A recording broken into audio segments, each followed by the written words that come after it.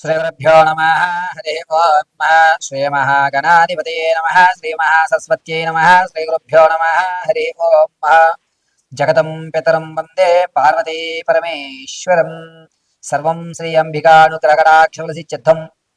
ప్రతి ఒక్కరికి కూడా ఈ పరాభావన సంవత్సరంలో అనేకమైనటువంటి ఇబ్బందులు చవిచూసి ఈ సంవత్సరమైనా సరే నా యొక్క స్థితి మారుతోందా మారడం లేదా, నేను ఏ విధంగా స్థిరపడగలుగుతాను అనేటువంటి సందేహం ఉన్నవారు, ఈ సంవత్సరమైనా నా జాతకం మారితే నేనంటూ ప్రూవ్ చేసుకోవడానికి అవకాశాలు ఎక్కడన్నా కలుగుతాయా అనే ఆలోచన ఉన్న వాళ్ళకి మనం మేషం మొదలు పెట్టుకుని మీనరాశి వరకు కూడా ఏ విధంగా వారి యొక్క జాతక ప్రభావాలు ఉండబోతున్నాయి, ఎవరి యొక్క జాతకంలో ఆదాయ వ్యయ రాజపూజ అవమానాలు ఏ విధంగా ఉండబోతున్నాయి అనేటువంటివి గోచార రీత్యా వారి వారి ఫలితాల్ని వివరించి చెప్పడం జరుగుతుంది. క్షిప్తంగా ఆదాయ వ్యయ రాజపూజ అవమానాలు వారి యొక్క స్థితిగతులు ఈ సంవత్సరం ఏ విధంగా ఉండబోతోంది అనేది మనం ఇప్పుడు వివరణగా చూద్దాం. పరాభావన సంవత్సరంలో ద్వాదశ రాశి వారి యొక్క ఫలితాలు ఏ విధంగా ఉండబోతున్నాయి అనేటువంటి విషయంలో ముందుగా మనం మేషరాశి వారిని కనుక పరిశీలనకు తీసుకుంటే ఈ సంవత్సరం అంతా కూడాను మేషరాశి వారి యొక్క ఆదాయం 11, వ్యయం 5, రాజపూజ్యాలు 2, అవమానాలు 4గా ఉంటాయి. ఏలినాటి శని ప్రభావం ఈ సంవత్సరం కూడా ఉండడంతో మేషరాశి వారికి ఆదాయం కంటే ఖర్చు ఎక్కువైపోతుంటుంది. ప్రతి విషయాన్ని మర్చిపోవడం అనేది జరుగుతుంది. అంతేకాకుండా కొన్ని అగ్ని ప్రమాదాల్లో మీరు చిక్కుకోవడము, చేతులు కాలడము కానీ లేదా శరీరం మీద కాలినటువంటి వేడివేడి నీళ్లు పడ్డము, ఇటువంటి ప్రమాదాలు జరిగేటువంటి అవకాశం ఎక్కువగా గోచరిస్తూ ఉంటుంది.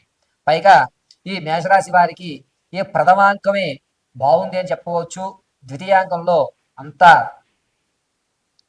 వైభవయుతమైనటువంటి దిశలేవి కనబడటం లేదు. మేషరాశి వారికి పరాభావన సంవత్సరంలో 12వ ఇంట రాజ్యాధిపతి గురుడు 3, 4 స్థానంలో సంచరించుట, రాజ్యాధిపతి శని 12వ ఇంట ఉండడం వల్ల కాస్త ఊరట కలుగుతుందని చెప్పచ్చు. ఆర్థికంగా కొంచెం నిలబడతారు. మీరు ప్రత్యక్షంగా కానీ పరోక్షంగా కానీ మీ చేతిలో కమిషన్ తీసుకున్నా సరే 2 రూపాయలు అనేటువంటివి మారుతూనే ఉంటాయి. ఆర్థికంగా ఇబ్బంది పడేటువంటి అవకాశం లేదు. మీరు చేసేటువంటి ప్రతి పని కూడా దృఢ సంకల్పంతో చేస్తూ ఉంటారు. వచ్చేటువంటి మే 14వ తారీఖు తర్వాత నుంచి మేషరాశి వారికి విందు వినోద శుభ కార్యక్రమాల్లో మీకంటూ ప్రత్యేకమైన గౌరవం రావడం, ఒక స్థాయి అనేటువంటి ఏర్పడడం, రాజకీయ నాయకులకు మాత్రం జనాల్లో ఆదరణ పెరగడం, విద్యార్థులకి జ్ఞాపక శక్తి కొంచెం తగ్గుతాం, రైతులు ఎవరైతే ఉన్నారో వాళ్ళకి ప్రథమాంకంలో పంటలన్నీ కూడా క్షేమదాయకంగా రావడం, ద్వితీయాంకంలో కొంచెం ఇబ్బంది పడడం, రియల్ ఎస్టేట్ స్టాక్ మార్కెట్ అదేవిధంగా వ్యాపారాలు చేసే వారికి ఆగస్టు వరకు కూడా పర్వాలేదు, మనం పెట్టుబడికి లాభం వచ్చిందిలే అనే మాట అనుకుంటారు. ద్వితీయాంకంలో నష్టాలు ఎక్కువగా చవి చూస్తున్నాయి. ఆరోగ్య విషయంలోకి వచ్చేసరికి వేడి నీళ్లు కానీ నూనె కానీ శరీరం మీద పడడం లేదా అగ్ని ప్రమాదాలలో నీరు చిక్కుకుపోవడం, ప్రమాదాలు అనేటువంటివి మార్చి 28వ తారీఖు నుంచి జూన్ వరకు కూడా ఎక్కువగా జరిగేటువంటి విషయాలుగా గోచరిస్తున్నాయి. పైగా ఈ మేషరాశి వారు ఆగస్టు నుంచి కూడా దైవ దర్శనాలు ఎక్కువగా చేస్తూ ఉంటారు. ఆగస్టు నుంచి ఏదో తెలియని శక్తి భూమి మీద ఉంది అని గ్రహించడము, దైవ సంబంధితమైన కార్యక్రమాలు ఎక్కువగా పాల్గొనడం అనేది జరుగుతుంది. విలువైన బంగారు ఆభరణాలను మాత్రం ఖచ్చితంగా ఆగస్ట్, మే, జూన్ ఈ 3 నెలల్లోనూ బంగారు వస్తువులు పోగొట్టుకునే అవకాశం కల్పిస్తుంది. తాత ముత్తాతల నుంచి లభించేటువంటి ఆస్తి ప్రథమాంకంలో రాదు, ద్వితీయాంకంలో మాత్రమే సంభవిస్తూ ఉంటుంది. ఈ మేషరాశి వారు ఈ సంవత్సరం అంతా కూడాను మేధా దక్షిణామూర్తిని ఆరాధన చేయడం, నల్లటి బొట్టుని అడ్డంగా ధరించుకోవడం, ప్రతిరోజు కూడా నవధాన్యాలు నీళ్ళల్లో నానబెట్టి ఏదైనా తెల్లటి ఆవుకి తినిపించుకోవడం అనేది చాలా మంచిది. కనీసం శనివారం అన్నా సరే నవధాన్యాలు ఒక 1/4 కేజీ నీళ్ళలో నానబెట్టి శుక్రవారం రాత్రి, శనివారం తెల్లవారుజామున ఆవుకు తినిపించండి. శుభస్సు శీఘ్రంగా ఉంటుంది. మీ యొక్క స్థితిగతులు మారేటువంటి అవకాశం ఆ మేధా దక్షిణామూర్తి వారు అనుగ్రహం కలుగుతుంది. నేను ఇప్పుడు చెప్పేటువంటి ప్రతి రాశి ఫలితము కూడా గోచార రీత్యా మాత్రమే తెలియజేయడం జరిగింది. వ్యక్తిగతంగా మీ జాతకాన్ని తెలుసుకోవడానికి కింద స్క్రోల్ అవుతున్న నెంబర్ని సంప్రదించండి. ఆ నెంబర్ సంప్రదించినప్పుడు మీ date of birth, time, place of birth ఈ 3 ఆధారాలుగా మీ పూర్తి జాతకాన్ని విశదీకరించి చెప్పడం జరుగుతుంది.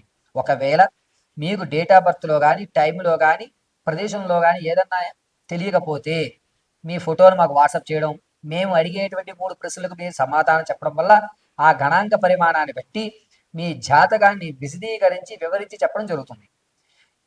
ఖచ్చితంగా మీకు ఉద్యోగ ప్రాప్తి ఎప్పుడు కలుగుతుంది, గ్రహదోషాలు ఏమన్నా ఉన్నాయా, వివాహం కాకపోవడానికి కారణం ఏమిటి, సంతానం కలగకపోతే కనుక ఏ విధమైనటువంటి పరిహారాలు చేసుకోవాలి, అదేవిధంగా ఉద్యోగంలో ప్రమోషన్ రావడానికి ఏ విధమైనటువంటి దేవతారాధన చేయాలి, ఏ రోజు ఏ దీపారాధన గావించుకుంటే ఏ దేవతామూర్తి యొక్క నామస్మరణ మనం చేస్తే మనకి కలిసి వచ్చేటువంటి యోచనగా ఉంటుంది, ఆర్థికంగా నిలబడాలి అంటే గనక ఏ దేవతామూర్తి యొక్క మూలమంత్రాన్ని మనం పఠించుకోవాలి, ప్రేమ వివాహం చేసుకోవాలా లేకపోతే అరేంజ్డ్ మ్యారేజ్ చేసుకోవాలా అనేటువంటి సందిగ్ధంలో ఉన్న మీ భవిష్యత్తు ఉన్నతమైన స్థితిగతులు పొందాలన్నా, పూర్తి మీ జాతకాన్ని తెలుసుకోవాలన్నా కింద స్క్రోల్ అవుతున్న నెంబర్ సంప్రదించండి. పూర్తిగా మీ జాతకాన్ని తెలుసుకోండి. ఖచ్చితంగా చెప్తున్నాను, మరొకసారి వినండి. ఇప్పుడు వరకు నేను చెప్పినటువంటి ద్వాదశ రాశులు అంటే మేషం నుంచి మీనం వరకు కూడా గోచార రీత్యా మాత్రమే తెలియజేయడం జరిగింది. శ్రీగురుభ్యో నమః. హరి ఓం. జగదం పితరం వందే పార్వతీ పరమేశ్వరం. అందరికీ కూడా పరాభావనామ సంవత్సరంలో అనుకున్నటువంటి కార్యక్రమాలు పూర్తి అవుతూ అప్పులు బాధలు లేకుండా ఎటువంటి అనారోగ్య వ్యక్తులు లేకుండా పరిపూర్ణమైనటువంటి మీ ధర్మమైన మనోవాంఛలను తీరాలని ఆ జగదాంబిక దుర్గీ కటాక్షం కలుగుతూ ఉండాలని మనస్ఫూర్తిగా కోరుకుంటూ అందరికీ ఉగాది శుభాకాంక్షలు. అయితే ఈ ఉగాది నుంచి కూడా మన భారతదేశంలో జరిగేటువంటి మార్పులు ఏమిటి, అది రాజకీయంగా కానీ ఏమైనా అలజడులు జరుగుతాయా, పెను ప్రమాదాలు ఏమైనా పొంచి ఉన్నాయా, గ్రహణాలు ఏ నెలలో వస్తున్నాయి, అదేవిధంగా రైతులకు కానీ నిరుద్యోగులకు కానీ ఉద్యోగంలో ప్రమోషన్ల కోసం ఎదురు చూస్తున్న వారికి కానీ ఏ విధమైన ఫలితాలు జరగబోతున్నాయి, ఈ పరాభావన సంవత్సరం రాజుస్థానం మంత్రిస్థానం అదేవిధంగా సైన్యాధిపతి ధాన్యాధిపతి రసాధిపతి మేఘాధిపతి నీరసాధిపతులు ఎవరు, వారి ఆ యొక్క పదవి వల్ల ప్రపంచంలో జరిగేటువంటి వింతలు ఏమన్నా ఈ సంవత్సరంలో చోటు చేసుకుంటున్నాయా అనేటువంటి విషయాన్ని క్లుప్తంగా మనం చర్చించుకున్నట్లయితే కనుక ముందుగా పరిపాలించేటువంటి రాజస్థానాన్ని గురుడికి ఇవ్వడం, దీనివల్ల అనేకమైనటువంటి మార్పులు కేంద్రాల్లో జరగడం, కేంద్రము ఒక కఠినమైనటువంటి నిర్ణయాలను తీసుకోవడం, దీనివల్ల ప్రజల్లో నాయకుల మీద కాస్త అసంతృప్తి అనేటువంటిది ఏర్పడము, రాజకీయ విషయాల దగ్గరికి వచ్చేసరికి అత్యంత పెను మార్పులు సంభవించడము అనేటువంటివి ఖచ్చితంగా జరుగుతూ ఉంటాయి. ఇక బొగ్గు, ముత్యం, పత్తి, నూనె అదేవిధంగా జొన్నలు వీటి యొక్క ధరలు కాస్త పెరగడం అనేది జరుగుతూ ఉంటుంది. పైగా రాజు గురుడు అవడం వల్ల జనాల్లో నాయకుల మీద అపనమ్మకం పెరగడం, ఉగ్రవాదులు అనేటువంటివి లేకుండా ప్రశాంతమైన జీవితం సాగటం. ఆగస్టు నుంచి నవంబర్ మధ్యలో మాత్రం కొన్ని అగ్ని ప్రమాదాలు వాహన ప్రమాదాలు ఎక్కువగా జరిగేటువంటి సూచనలు కనబడుతున్నాయి. ఇక మంత్రిస్థానానికి కుజుడు ఇవ్వడం, కుజుడు మంత్రిస్థానంతో ఉండడం వల్ల ప్రతి ఒక్కరూ కూడా పరిపాలించేటువంటి వారు కానీ వ్యవసాయం చేసేటువంటి వాళ్ళు కానీ విద్యార్థులకు కానీ కన్ఫ్యూజ్ మైండ్ అనేటువంటిది ఏర్పడుతూ ఉంటుంది. ఏది ఆలోచిద్దామన్నా సరైన నిర్ణయం తీసుకోలేక అవకతవకలకు అనేటువంటి గురవుతాం జరుగుతుంది. పైగా మీరు తీసుకున్నటువంటి నిర్ణయం పని పూర్తయ్యేంత వరకు కూడా నేను తప్పుడు నిర్ణయం తీసుకున్నాను అనే ఆలోచనతోటే మీరు ఎదగ సాగడం అనేది జరుగుతూ ఉంటుంది. ఇక సైన్యాధిపతిగా చంద్రుడు ఉండడం వల్ల కొంతవరకు పప్పు దినుసులు అదేవిధంగా వ్యాపార సంస్థలు కూడా కాస్త తగ్గుముఖం పడతాయి. వ్యాపారాలు జోరుగా జరిగేటువంటి అవకాశం కనిపించడం లేదు. వ్యాపారం ఎవరైనా సరే ఏ వ్యాపారస్తులైనా సరే తన ఆర్థిక ప్రణాళిక అవకతవకలతో నడుస్తుంది తప్ప అధిక లాభాలు అనేటువంటి జరగవు. ద్రవ్యోల్బణం కాస్త కిందకు పడుతుంది. బంగారు వెండి ధరలు కూడా తగ్గేటువంటి అవకాశాలు ఎక్కువగా కనబడుతూ ఉంటాయి. విందు వినోదాల్లో మాత్రం కాస్త ఇబ్బందులు కలుగుతూ వాతావరణం అంతా కూడా చికాకులతో కూడుకున్నటువంటి వాతావరణాలే ఎక్కువగా గోచరిస్తూ ఉన్నాయి. అదేవిధంగా సైన్యాధిపతిగా శుక్రుడు శుక్రుడు సైన్యాధిపతిగా ఉండడం వల్ల భారత సైన్యానికి కలిసి వచ్చేటువంటి సూచనగా చెప్పవచ్చు. కొత్త కొత్త సైన్స్ పరంగా కొత్త కొత్త వరవల్లోకి మనం రావడం, భారతదేశం అగ్రస్థానానికి వెళ్ళేటువంటి అవకాశం, ఇతర దేశాలు నివ్వెరపోయేలా, ఇతర దేశాలు భయపడేలా మన యొక్క భారత జట్టు కానీ, అదేవిధంగా ఇతర రంగాల్లో కూడా సైన్స్ పరంగా కానీ, టెక్నాలజీ పరంగా కానీ, ఆటల పరంగా కానీ, సాహిత్య పరంగా కానీ మనకంటూ ఒక ప్రత్యేకమైన గుర్తింపు ఏర్పడేటువంటి అవకాశం ఏర్పడుతోంది. భారతదేశం వైపు ఇతర దేశాలు తొంగి చూస్తూ అవ్వేరిపోయేటువంటి అవకాశం ఏర్పడుతోంది. ఇక ఆర్ఘ్యాధిపతి చంద్రుడు అవుతూ ఉండడం వల్ల అనారోగ్య సమస్యలు వెంటాడేటువంటి అవకాశం ఏర్పడుతోంది. పళ్ళ వ్యాపారస్తులు మాత్రం కాస్త ఇబ్బందిదాయకంగా ఉంది. అధికమైనటువంటి ఎండలు గోచరించడం, వృద్ధులు మాత్రం చాలా జాగ్రత్తగా ఉండేటువంటి సూచనగా చెప్పవచ్చు.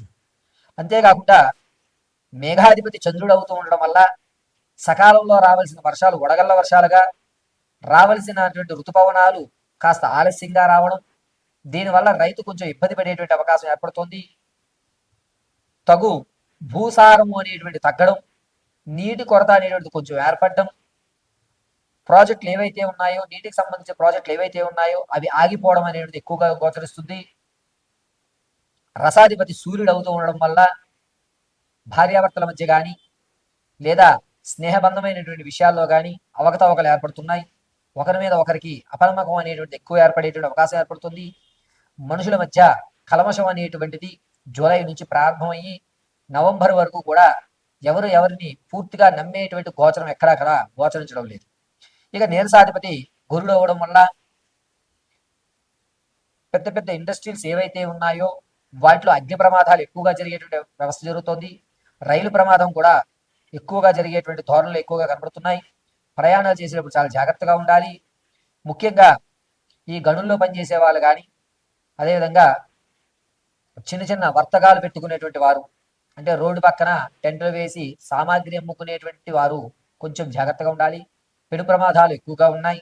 ఈ ప్రమాదాలన్నీ కూడా గనుల్లో కానీ ఇక్కడ కానీ జరిగేటువంటి ప్రమాదాలు ఎక్కువ కూడా ఏప్రిల్ 18వ తారీఖు నుంచి ప్రారంభమయ్యి జూలై 24 వరకు కూడా ఈ గనుల్లో కొన్ని ఇబ్బందులు కలగడం, ప్రభుత్వ శాఖల్లో కూడా అనూహ్యంగా బిల్డింగులు కూలడం కానీ కుంచుకుపోవడం అనేటువంటి వ్యవస్థ ఎక్కువగా గోచరిస్తుంది. ఇక ఈ సంవత్సరంలో ఎట్టి పరిస్థితుల్లోనూ ఏ మాసంలో కూడా గ్రహణాలు మన భారతదేశంలో కనిపించవు. ఈ పరాభావనం సంవత్సరంలో 3 గ్రహణాలు మనకి గోచరిస్తున్నాయి. అందులో మొట్టమొదటిది ఆగస్టు 12వ తారీఖున సంపూర్ణ సూర్యగ్రహణం, 27వ తారీఖున చంద్రగ్రహణం, ఫిబ్రవరి 6, 2027లో సూర్యగ్రహణం గోచరిస్తోంది. ఈ 3 గ్రహాలు కూడా మన యొక్క భారతదేశంలో కనిపించవు కాబట్టి ఈ సంవత్సరం గ్రహణాలు లేవని మాత్రం మనం చెప్పుకోవచ్చు. ఇక మోడాలు అనేటువంటివి గురుమోడవి జూలై 15వ తారీఖు నుంచి ప్రారంభమవుతుంది. ఈ మోడవి చాలా తక్కువ రోజులే ఉంటుంది. దీనివల్ల ఎక్కడా కూడా ఇబ్బందులు కలిగేటువంటి అవకాశం లేదు. ఈ గురుమూఢమి శుక్రమూఢములు కూడా ఆగస్టు నెలలో జూలై నెలలోనే గోచరిస్తున్నాయి. ఈ ఆగస్ట్ జూలై ఈ 2 నెలల్లో కూడా మూడాలు అనేటువంటి చాలా తక్కువ ఏర్పడుతూ ఉండడం వల్ల వివాహాది శుభ కార్యక్రమాలకి జూలై ఆగస్టు మంచి రోజులు కాదు అని మనం చెప్పుకోవచ్చు. ఈ యొక్క పంచాంగంలో ఇప్పటి వరకు మనం దేశ కాలమాన పరిస్థితులు ఏ విధంగా ఉండబోతున్నాయనేది చర్చించుకున్నాం. వ్యక్తిగతమైన మీ యొక్క జాతకాలు మేషం నుంచి మొదలు పెట్టుకుని మీనరాశి వరకు కూడా ఏ విధంగా ఉండబోతోంది అనేది మనం నెక్స్ట్ ఎపిసోడ్లో విశదీకరించి తెలుసుకుందాం.